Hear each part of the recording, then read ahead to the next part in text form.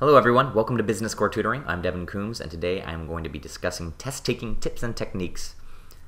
I know a lot of you are just starting your semester or in the midst of it or your quarter, and this video is going to be very useful for all those tests coming up. I took 22 units last semester, so that's almost double a regular course load in college, and I received straight A's using all of these techniques and tips, so I'm giving you my best stuff. I also received straight A's in all of my accounting courses and my upper division courses at CSUN thus far, and I will be graduating this spring, hopefully with still straight A's. So I think these tests, taking tips and techniques, are extremely useful, and they're going to help you a lot. It's exactly what I do. So let's dive into it. I can really boil it down to 5 habits. I always read the problem before the fact set, so we'll dive into that. I always work on the most difficult problems last. I do the easy ones first.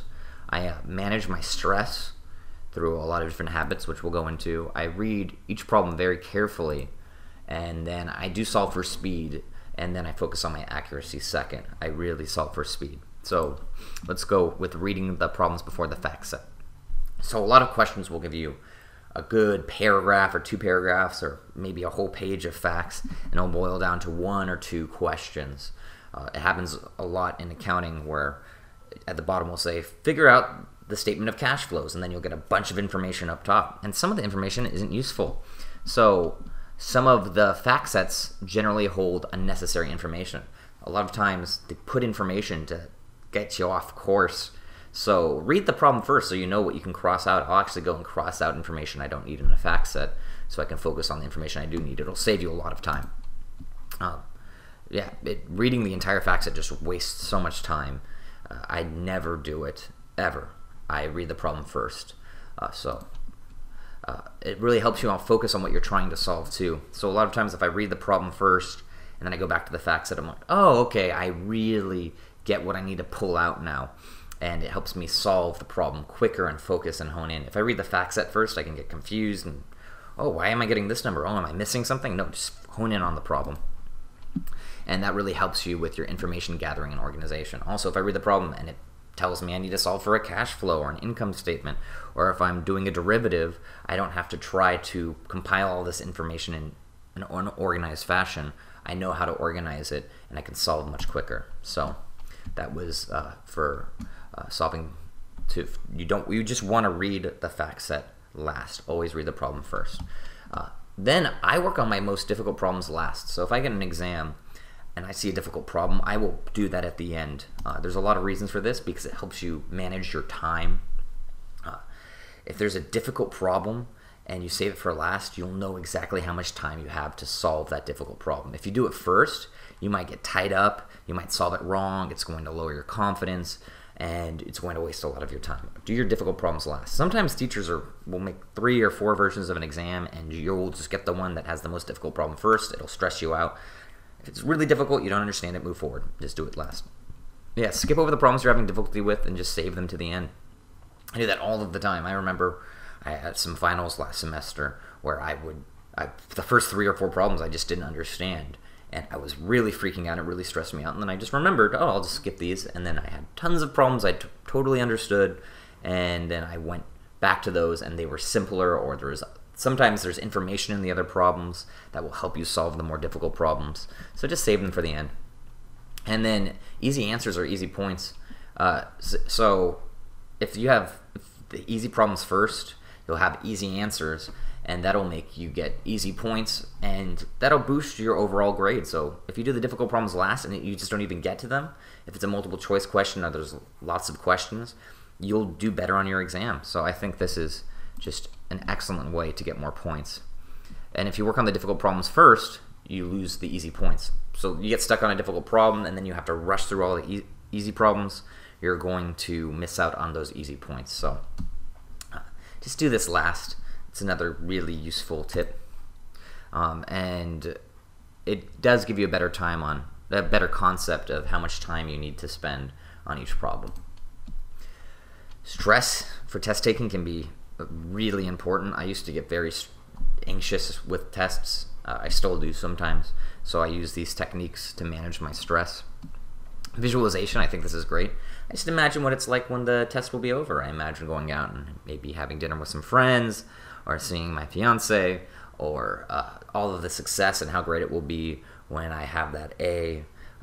I think that really the visualization, visualizing your success, really helps you get rid of your stress. Don't stress over the difficult problems. If you don't know the problem, skip over it. It goes back to, a lot of these tips tie into each other, but if it's a difficult problem, just skip over it, because it will make your life so much worse if you're stressing over the problem and then you freak out for the rest of the test. You'll bomb the test. Just work on the problems you know first. It'll build your confidence. Breathe. I focus on my breathing if I get very stressed out. I actually get panic attacks sometimes, so if I focus on my breathing, it helps me get through the panic. I have mild anxiety, so I think focusing on your breath, if you're really getting stressed out, it really helps.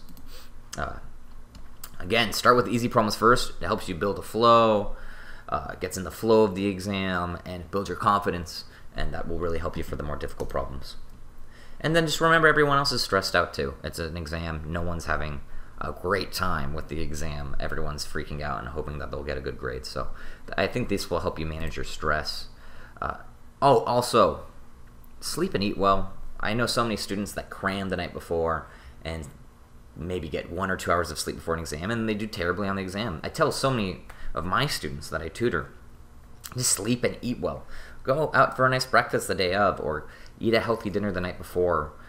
Get all your sleep. Don't cram. Put regular time into studying, 1 or 2 hours a day.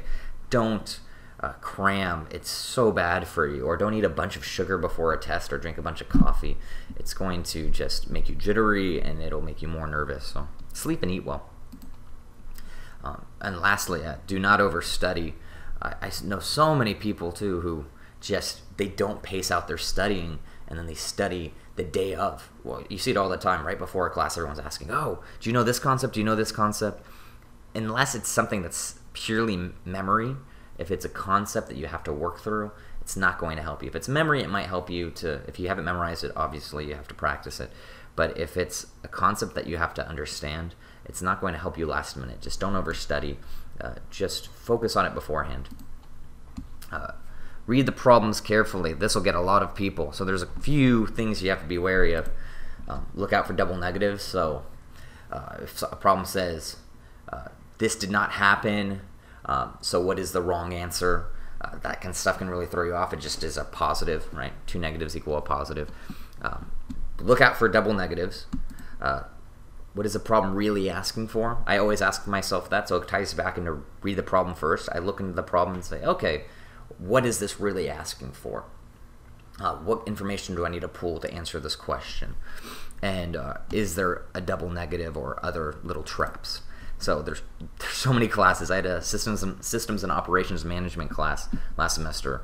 This guy loved throwing traps out at students, where he would give answers that were so similar to the right answer, or if you did one step wrong, you'd get the wrong answer. So I think it's a little messed up, and there's a lot of teachers like that. But be careful of these traps, and if you read the problems carefully, you'll be able to avoid the traps.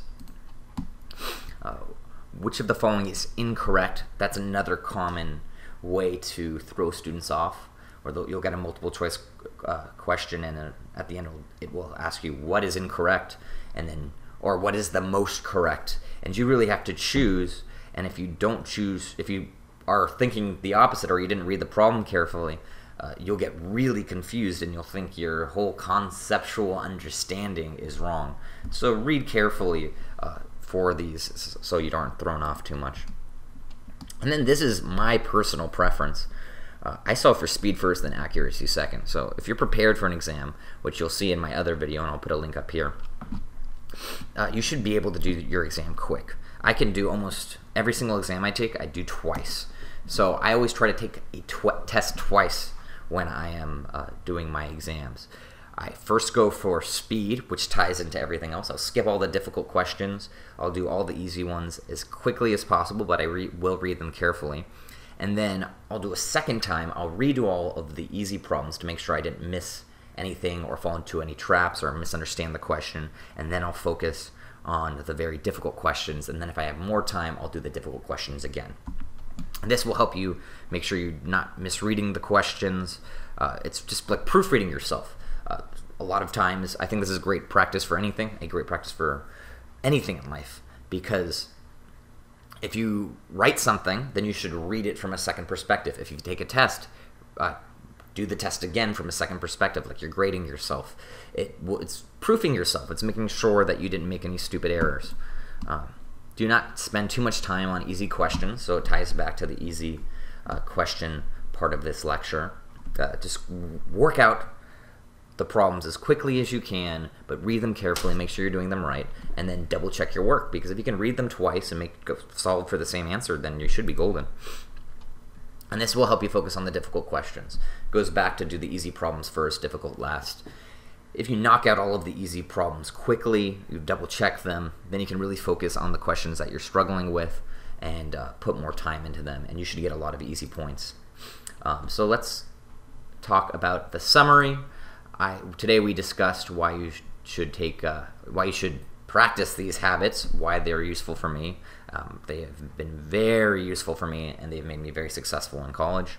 And so let's talk about each one.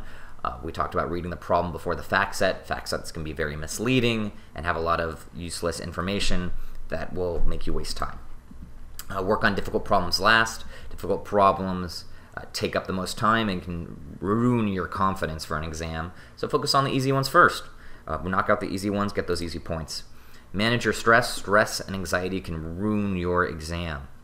You could just do terribly just because you're stressed out, even if you know the material. So breathe, visualize your success, and eat and sleep well, and study way before the exam. Don't study and cram the night of or the day of. Read the problems carefully. There's so many tricks that a professor can throw at you with multiple choice questions. We talked about there's traps they could throw at you, misleading questions, double negatives. Just read carefully, make sure you don't fall into any simple trap. And then solve for speed, accuracy second. I talked about how I take exams twice. First I solve for speed and take care of all the easy questions, then I do them again for accuracy if I have time, and then I solve my difficult questions last, so I can focus the most time on those and I don't miss out on any easy points. I'm very confident that if you use my method, you will become significantly more successful in your exam taking. So I hope this video helped out. If you have any questions, feel free to write in my comments below or to write on my Twitter. Thank you for watching. Please subscribe to my channel if you would like more information like this. I am willing to make any video that you're interested in within my knowledge set. Just write to me and I'll be happy to make a video if these are helpful for you. So please subscribe and have a wonderful day. Thank you. Bye.